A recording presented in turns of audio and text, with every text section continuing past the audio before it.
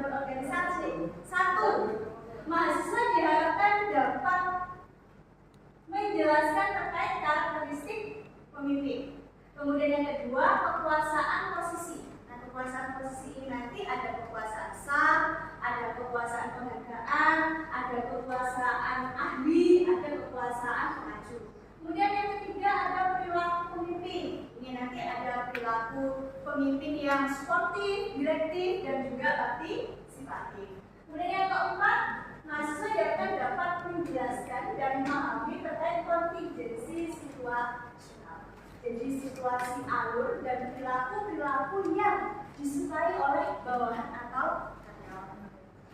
Nah, jadi ada 4 poin yang akan kita bahas di materi kepemimpinan dalam berorganisasi.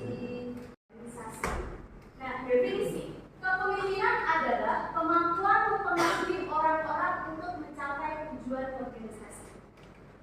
Pemimpin itu tidak hanya mempengaruhi, tetapi bagaimana seorang pemimpin itu dia bisa mendorong bawahan, mengajak, membina, menuntun, membimbing, atau bahkan memaksa bawahan untuk mencapai tujuan organisasi.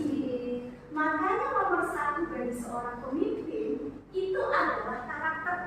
Karena karakter yang kuat itu bisa mempengaruhi orang-orang untuk mencapai tujuan organisasi.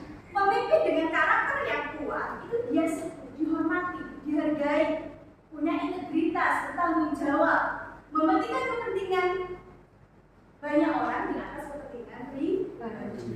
Makanya karakter itu penting dimiliki oleh seorang pemimpin. Lanjut, karakteristik pemimpin. Yang pertama, mengapa pemimpin itu harus visioner? Pemimpin itu harus punya visi, ya, harus punya misi, harus punya tujuan yang jelas. Lalu bagaimana supaya bisa menjadi pemimpin yang visioner? 1, harus konsisten. Kalau tidak konsisten, tidak bisa visi itu tercapai. Berpikir dulu sebelum bertindak. Jadi mempertimbangkan dulu apa saja yang mau diperbuat. Ojo bisa busuk. Belajar, apa yang perlu dipelajari terkait pengambilan risiko. Tujuannya apa? Supaya kita siap menghadapi segala konsekuensi atau risiko yang mungkin di masa yang akan datang.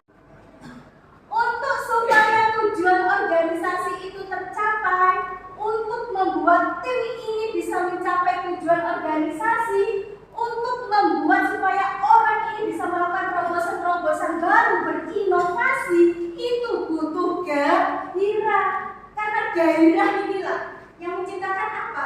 Ide, yang memunculkan dorongan, yang memunculkan motivasi. Supaya apa? Supaya kita bisa lebih produktif. Itu makanya gairah itu penting. Makanya pemimpin yang tidak bergairah itu ibarat pemimpin yang tidak punya nyawa. Sampai segitunya. Makanya penting penuh gairah. Yang ketiga, kreativitas. Kenapa pemimpin harus kreatif? Individu dengan kreativitas tinggi itu tidak pernah takut kalau mereka kehilangan peluang. Tapi orang yang kreatif itu bagaimana mereka bisa menciptakan yang namanya peluang. Jadi individu dengan kreativitas tinggi itu lebih mampu bertahan dan berdaya saing, terutama di era modernisasi. Sekarang ini eranya sudah digital. Kita harus dituntut untuk lebih kreatif. Kemudian fleksibel. Artinya apa? Pemimpin itu harus adaptif. Apa adaptif? Cepat beradaptasi. Di zaman saya itu Nokia, BlackBerry, kemudian Yahoo itu sukses sekali di zaman saya waktu saya masih SMA. Itu berarti berapa tahun? 15 tahun yang lalu itu sukses sekali. Tapi sekarang gagal. Jadi keberhasilan itu harus ngotot tapi jangan kuat. Jadi apa? Benar-benar menyesuaikan kondisi saat ini. Banyak perusahaan gagal gara-gara visinya salah, tidak sesuai dengan tren saat ini. Perusahaan tidak bisa berkembang karena apa? Misinya gagal. Pembuatan misinya tidak sesuai dengan zaman saat ini. Makanya di sini kita butuh pemimpin yang fleksibel. Kemudian inspirasi, inovasi, dan berani. Kata sesuatu yang baru. Makanya terkadang banyak orang itu yang bilang pemimpin inovatif itu pemimpin yang nyeleneh, aneh. Ingat, orang hebat saat ini dulunya itu dianggap gila. Tapi membuktikan di sekarang ini bahwa saya ini adalah orang yang sukses dengan berinovasi. Dia berani, jadi dia tidak mengikuti arus, tapi dia berani untuk membuat atau menciptakan gelombang-gelombang baru. Itu pemimpin yang inovasi. Kemudian yang terakhir, kepuasan pribadi.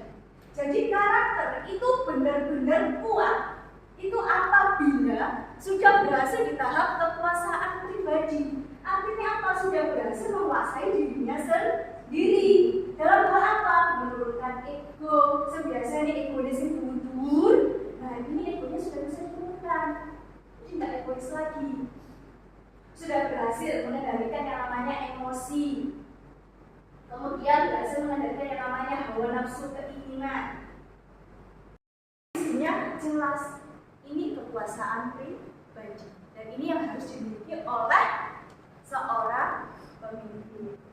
Nah, kita lanjut. Kekuasaan posisi. Nah, bentuk kekuasaan posisi ini ada sah, ada penghargaan, dan koerasif. Bedanya apa? Kalau kekuasaan sah, itu pemimpin menggunakan posisi jabatannya untuk mengatur bawahan. Karena dia punya jabatan sebagai pemimpin, sebagai manajer, dia berhak untuk mengatur karyawan. Tapi kalau misalnya kekuasaan penghargaan yang dia gunakan itu adalah balas jasa, reward. Bagaimana di sini pemimpin menggunakan reward, menggunakan bonus supaya karyawan ini nurut, mau mencapai tujuan bersama. Sedangkan kalau kekuasaan koersif, nah koersif ini banyak digunakan oleh pemimpin yang otoriter. Karena apa? Di sini dia menggunakan ancaman sama hukuman. Kamu tidak mau mengikuti peraturan saya, keluar dari perusahaan. Nah, itu adalah kekuasaan koersif. Kekuasaan pribadi ini ada dua tipe. Ya, ada kekuasaan ahli dan ada kekuasaan pengaju. Kalau kekuasaan ahli ini ibaratnya kita punya pengalaman, kita ahli di bidang tertentu, makanya kita dipercaya karena kita ahli di bidang tersebut. Tapi kalau kekuasaan pengaju itu dia menggunakan apa? Karismanya, wibawanya. Pernah nggak Anda melihat ya, tiba-tiba ada dosen masuk, dia belum ngomong apapun, tapi Anda sudah merasa takut. Pernah nggak ada yang seperti itu? Nah, padahal dia belum ngomong apa-apa, dia belum bertindak, tapi melihat sosoknya aja, kita sudah kaget sendiri. Kita sudah merasa hormat, kita sudah merasa tunduk. Itulah kekuasaan pengaju. Nah, ini ada karakteristik kepemimpinan, ada visi, intelijensi, nanti bisa dipelajari, kepercayaan pribadi, kejujuran, integritas, kepribadiannya. Nah, ini pemimpin otoriter. Seperti yang saya katakan sebelumnya, pemimpin otoriter itu memusatkan pada tiga kekuasaan, yaitu sah, penghargaan, dan koersif untuk bisa mengatur bawahannya. Sedangkan gaya kepemimpinan demokratis itu cenderung kepada kekuasaan ahli sama kekuasaan pengaju untuk mengatur bawahannya. Nah, Anda lebih suka yang mana? Dipimpin sama pemimpin otoriter, apakah pemimpin demokratis? Kalau misalnya di perusahaan banyak sekali karyawan-karyawan yang bermasalah yang susah diatur, kira-kira lebih baik dipimpin sama pemimpin yang otoriter apa yang demokratis? Otoriter. Alasannya apa? Kalau nggak gitu nggak bisa jalan. Kita harus bisa keputusan. Itu ya. Kita butuh pemimpin yang tegas ya. Jadi kalau karyawan sudah diatur, kita butuh pemimpin yang tegas. Itu kita butuh. Jadi ada penjelasannya lagi. Nah, teori alur tujuan ini adalah pendekatan kontingensi kepemimpinan yang menjelaskan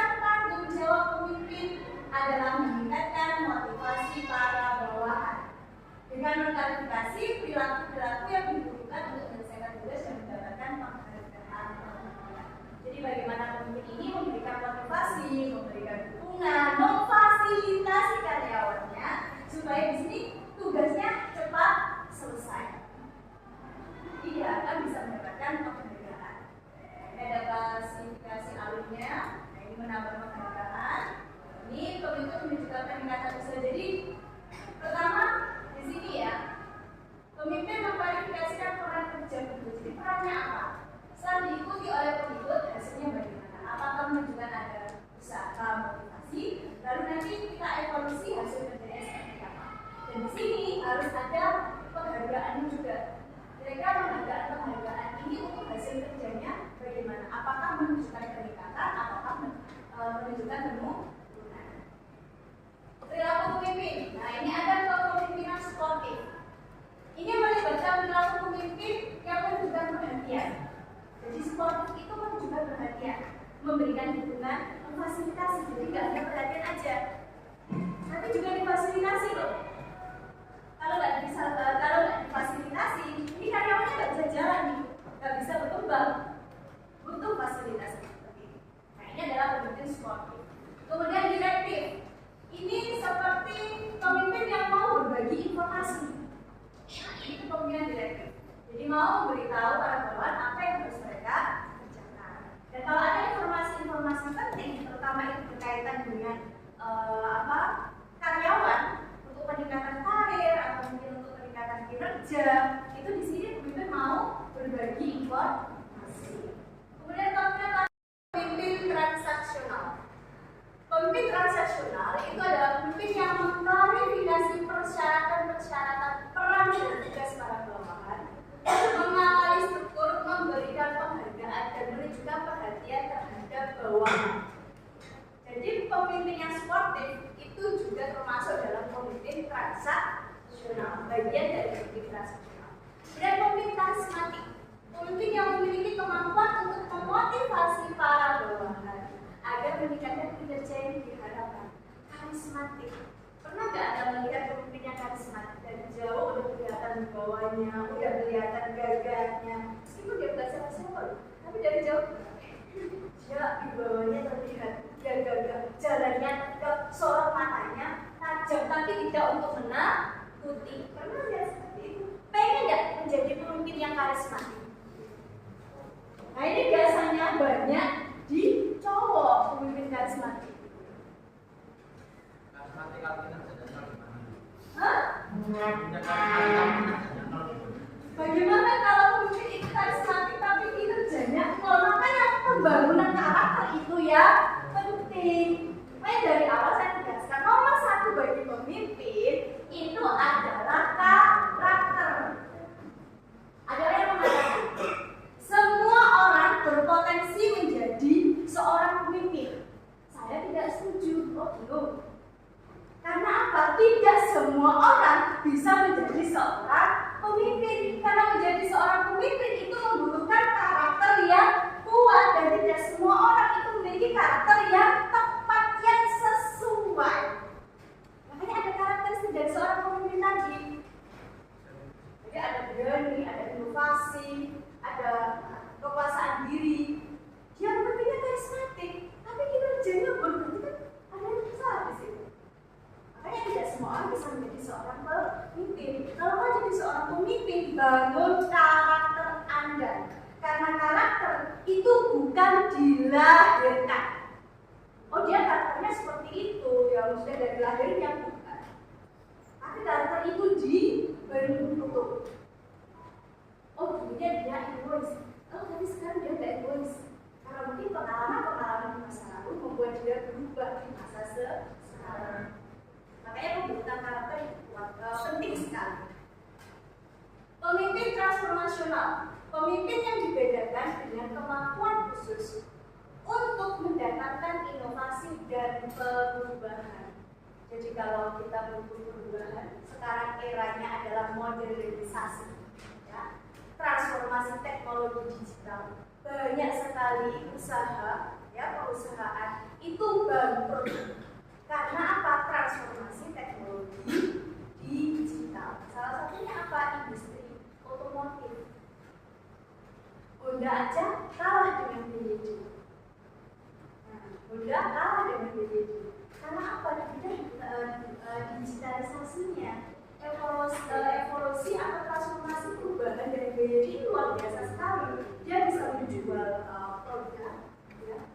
kualitas tinggi, tapi harganya lebih murah.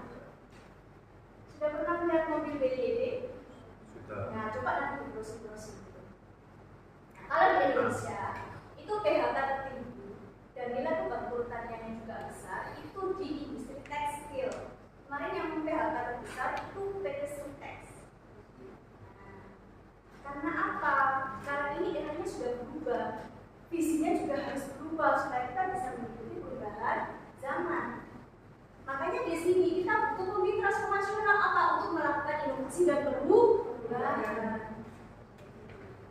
Pemimpin interaktif biasanya diberi ciri oleh nilai-nilai seperti penyertaan, kolaborasi, pembangunan hubungan, dan perdagangan. Nah, untuk membangun hubungan yang baik antara karyawan dan pemimpin, itu kita butuh pemimpin yang interaktif, pemimpin yang mau melakukan pendekatan dengan bawah. Tidak semua pemimpin mau mendekati bawahan, tapi kalau mau mencapai tujuan sama, ya sama-sama kita rangkul. Sebagai seorang pemimpin tidak membedakan, oh ini dari A, ini Bu A, aku tak bela Bu A. Tidak ada seperti itu. Jadi di dunia kerja sudah tidak ada geng-gengan atau kubu-kubuan, itu tidak ada. Semua dirangkul jadi satu. Itu kalau pemimpinnya itu kita butuh. Ada pemimpin yang berdayakan. Itu pemimpin memberdayakan itu sempat saya membuat penelitian terkait daya kepemimpinan memberdayakan. Ternyata itu sangat dibutuhkan. Anda butuh saya berdayakan nggak? Mau saya berdayakan? Mau. Kenapa? Itu yang dibutuhkan karyawan. Saya butuh diberdayakan. Saya butuh disejahterakan. Oke. Untuk apa? Untuk membangkitkan supaya karyawan kita itu memiliki percaya diri tinggi. Entah itu kita dukung, kita fasilitasi, silahkan ikut seminar, silahkan ikut kegiatan pelatihan. Supaya apa? Percaya dirinya ini naik. Dengan cara apa? Dilatih, belajar, berikut pelatihan, pembinaan. Nah ini kan perlu dukungan dari kepemimpinan suportif. Kemudian pekerjaan ambigu. Beberapa karyawan itu terkadang mengalami kebingungan. Saya harus bagaimana ya? Ini aku mau kerja apa? Karena mereka bingung dengan apa yang mereka lakukan. Tugasnya apa? Tidak jelas. Nah ini kita butuh kepemimpinan direktif. Supaya apa? Supaya memperjelas, mau memberikan informasi. Supaya apa? Job desk kita itu jelas. Kita tahu apa yang kita kerjakan. Ternyata ada beberapa pemimpin itu tidak memberikan tugas itu dengan jelas. Iya enggak? Anda sebagai mahasiswa terkadang dapat tugas dari dosen. Ada yang terkadang tugasnya itu tidak jelas, sehingga membuat Anda bingung. Tapi ada dosen itu memberikan tugas itu jelas, detail dari awal sampai akhir. Nah, kekurangan tantangan pekerjaan. Nah ini. Tapi kalau kita lihat sekarang ini banyak dari Gen Z itu tidak menyukai tantangan pekerjaan. Kenapa? Karena mereka lebih berorientasinya pada kesehatan mental. Yang suka tantangan pekerjaan atau generasi milenial. Karena apa? Mereka bekerja keras, suka tantangan, suka hal-hal baru. Kalau Gen Z mereka lebih fokus kesehatan mental ya. Lebih fokus, tapi ini tidak 90% atau 100% Gen Z itu semua enggak. Tapi ada beberapa dari Gen Z itu yang mereka itu lebih fokus pada kesehatan mental. Jadi malah menghindari yang namanya tantangan-tantangan. Ini kita butuh. Jadi saat kita situasinya menghadapi ini kekurangan tantangan pekerjaan, kita butuh pemimpin yang berorientasi pada pencapaian. Kalau ini kekurangan ya, kalau ini kekurangan tantangan pekerjaan, kita lihat trennya saat ini apa? Kalau bisa kita ciptakan peluang itu, kita yang mulai duluan. Itu kalau orientasinya pencapaian hasil. Jadi banyak menciptakan ide-ide baru, terobosan-terobosan baru. Cina itu luar biasa sekali Cina itu. Dulu dalam bayangan kita mobil terbang itu nggak mungkin adanya pada Doraemon aja. Ya, tapi ternyata sekarang mobil terbang ada. Siapa tahu nanti ada pintu kemana aja.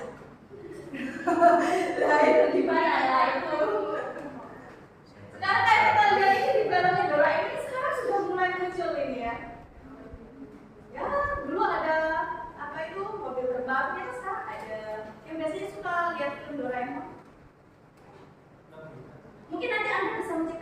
sesuatu yang terobosan-terobosan yang baru, mungkin produk-produk yang apa ya, yang punya inovasi tinggi yang belum ada sebelumnya.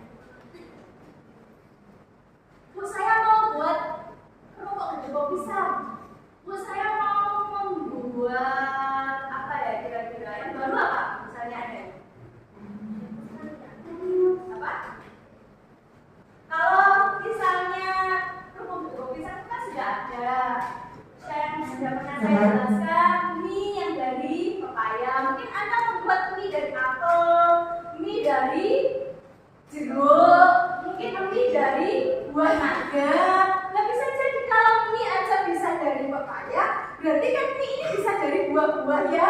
Lain cuma bagaimana caranya? Nah ini yang harus dipikirkan, idenya bagaimana nanti.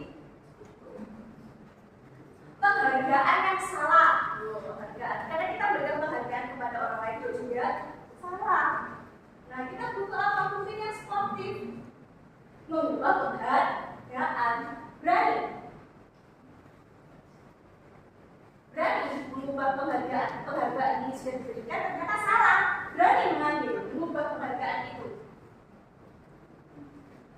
Kepemimpinan yang berkarakter harus berani. Karakteristik kepemimpinan kan tadi salah satunya harus berani. Jadi di sini mengubah penghargaan.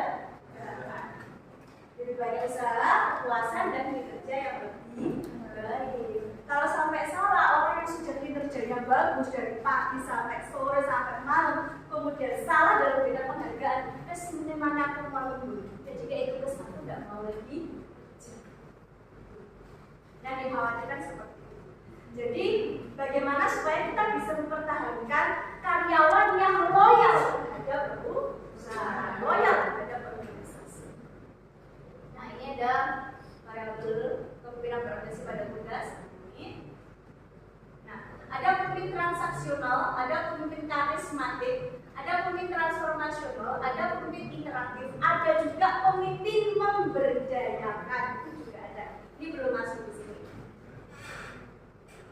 Ada yang ditanyakan sampai sini? Itu kita masuk di sesi penugasan. Jadi ada beberapa tugas yang harus dikerjakan secara kelompok. Silahkan Anda diskusi. Tugasnya akan saya kirim lewat WA grup. Masing-masing kelompok nanti bisa lihat kasus yang saya kirim di WA grup itu nanti kasusnya beda-beda setiap kelompok. Jadi silahkan didiskusikan, kemudian beri saran, masukan, dan solusi terkait permasalahan-permasalahan yang ada di dalam suatu organisasi. Silahkan Anda duduk tiap kelompok, kemudian silahkan Anda diskusi.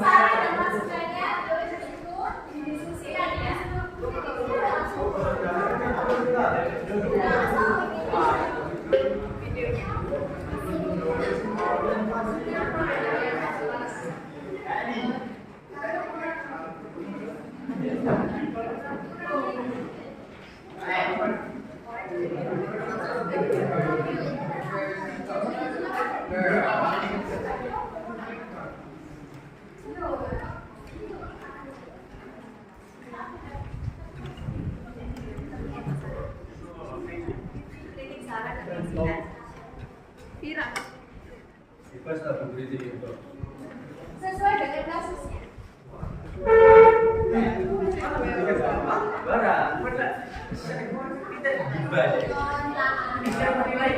Ada pertanyaan? Cukup. Oke.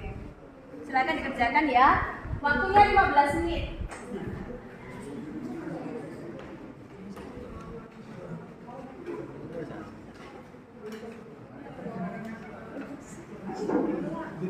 Kita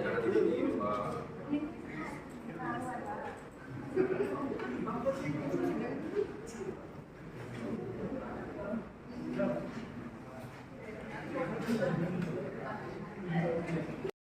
set kelompok sudah selesai.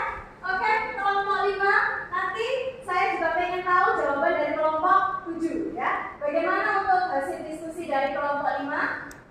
Bisa berdiri, Mbak? Hasil diskusi dari kelompok 5, jadi untuk menghadapi berbagai tantangan di era globalisasi, agar perusahaan dan organisasi mampu bertahan, dibutuhkan kepemimpinan yang suportif, tingkat PHK yang tinggi karena rendahnya dukungan pemimpin dalam memberikan pelatihan digitalisasi bagi karyawan. Bagaimana kelompok 7? Saya kurang setuju, Bu. Memang benar kepemimpinan suportif mampu memberikan dukungan kepada karyawan dalam meningkatkan kemampuan, namun dibutuhkan juga kepemimpinan yang memberdayakan untuk membantu karyawan menghadapi segala permasalahan yang ada.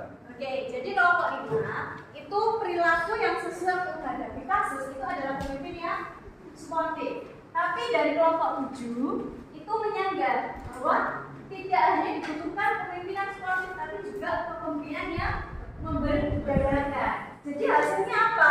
Kita di sini ya, organisasi atau perusahaan itu membutuhkan pemimpin yang memberdayakan dalam kasus ini. Karena apa? Pemimpin memberdayakan itu dia tidak hanya memberikan dukungan, tapi juga mencoba untuk merangkul karyawan, mendekati karyawan apabila ada masalah-masalah atau problem-problem yang dihadapi oleh setiap karyawan. Pemimpin memberdayakan itu juga memberikan otoritas, ya.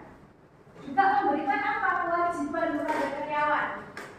Jadi di sini karyawan yang diberdayakan itu merasa diperhatikan, merasa mendapat dukungan. Dan juga karyawan yang diberdayakan itu juga merasa bahwa organisasi atau perusahaan yang menghadapi masalah, berarti ini juga masalahku. Berarti aku juga bertanggung jawab untuk menyelesaikan masalah tersebut. Itu adalah gaya kepemimpinan dari memberdayakan. Oke, ada pertanyaan? Sudah? Kalau tidak ada pertanyaan, berarti perkuliahan kita sampai hari ini sudah selesai ya? Sudah tidak ada pertanyaan ya? Oke.